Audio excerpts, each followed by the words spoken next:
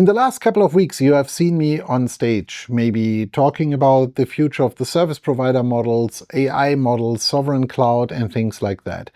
And one of the questions I get very often in these regards is, how do I actually prepare for that? So I'm not talking about public speaking in general. So typically when a conference comes to me, they come with me with a high-level agenda and say, it's like, hey, you might be a good fit as a speaker for us.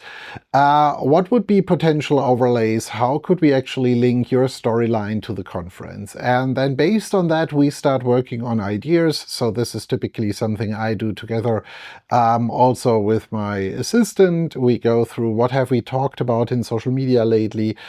We do some market research, so where do we get facts, figures, etc.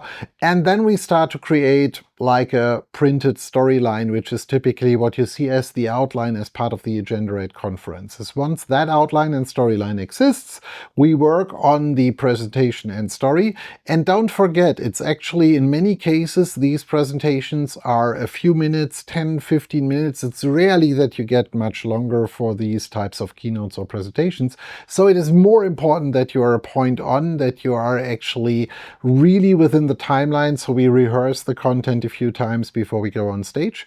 And yeah, that is what we do. And by the way, every time in the last couple of months as I'm doing any one of these presentations, we internally record that session as well. Why?